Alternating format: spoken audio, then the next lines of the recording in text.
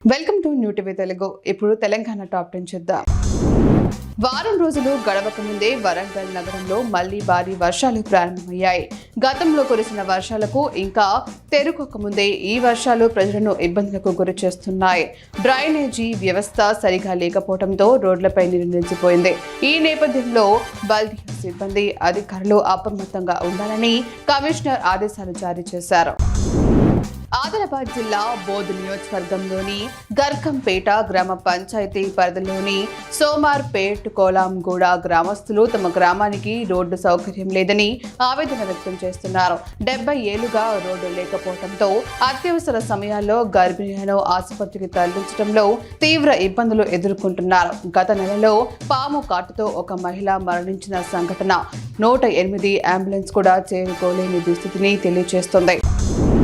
ఖమ్మం వ్యవసాయ మార్కెట్లో మిర్చి, పత్తి ధరలు స్థిరంగా ఉన్నాయి. క్వింటా ఏసీ మిర్చి 15,675 రూపాయలు, నాన్ ఏసీ మిర్చి 8,200 రూపాయలు, పత్తి 7,100 రూపాయలుగా నమోదైంది. నిన్నటితో పోల్చితే ఏసీ మిర్చి, పత్తి ధరలు మారినప్పటికీ నాన్ ఏసీ మిర్చి ధర మాత్రం 100 రూపాయలు పెరిగినట్లు మార్కెట్ కమిటీ సభ్యులు, వ్యాపారస్తులు తెలిపారు. నిర్మల్ జిల్లా కేంద్రం నుంచి నిజామాబాద్ వైపు వెళ్లే ప్రధాన రహదారిపై ఏర్పడిన గుంతలు వాహనదారులకు పెను ప్రమాదంగా మారాయి. భారీ సాధారణ వాహనాలు నిత్యం వందలాదిగా తిరిగే ఈ రహదారి దుస్థితిపై వాహనదారులు తీవ్ర ఆగ్రహం వ్యక్తం చేస్తున్నారు. ఇటీవల కురిసిన భారీ వర్షాల కారణంగా రోడ్డు పూర్తిగా పాడైందని, కనీసం గుంతలు పూడ్చే పని కూడా చేపట్టడం లేదని ఆరోపిస్తున్నారు. ప్రమాదాలు జరగకుండా తక్షణమే చర్యలు తీసుకోవాలని వారు కోరుతున్నారు. కామారెడ్డి నిజామాబాద్ జిల్లా రైతులకు సాగునీరు, ప్రజలకు తాగునీరు అందించే నిజాం సాగర్ ప్రాజెక్టులో ఈ ఖరీఫ్లో 70 రోజులు దాటిన వరద కొనసాగుతోంది.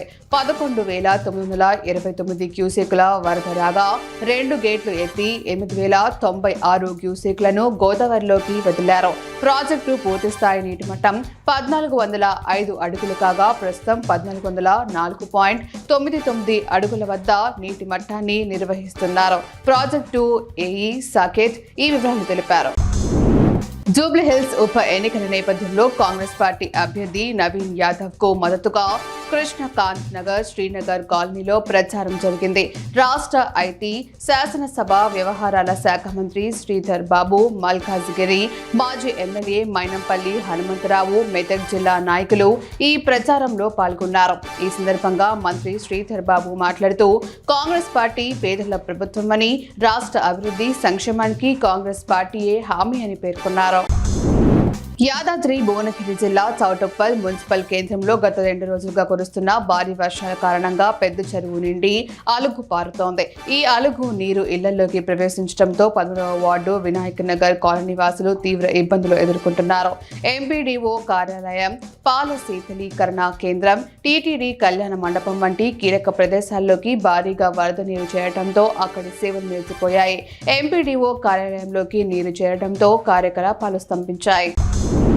బెల్లంపల్లి పట్టణంలోని 4వ వార్డులో నెలకొన్న మురుగునీటి సమస్యను మాజీ కౌన్సిలర్ ఆస్మా పరిష్కారం చూపారు. గత కొన్ని నెలలుగా వర్షపు నీటితో నిండిపోయి ఇళ్లలోకి చేరుతున్న మురుగునీటి సమస్యను బస్తీ వాసులు ఆమె దృష్టికి తీసుకువచ్చారు. స్పందించిన ఆస్మా మున్సిపల్ ఆధ్వర్యంలో జేసీబీని ఉపయోగించి పెద్ద ఎత్తున మురుగును తొలగించేలా చర్యలు చేపట్టారు. తోగుట మండలంలోని ఎల్లారెడ్డిపేటలో ఇందిరమ్మ ఇళ్ల గృహ ప్రవేశాలు జరిగాయి.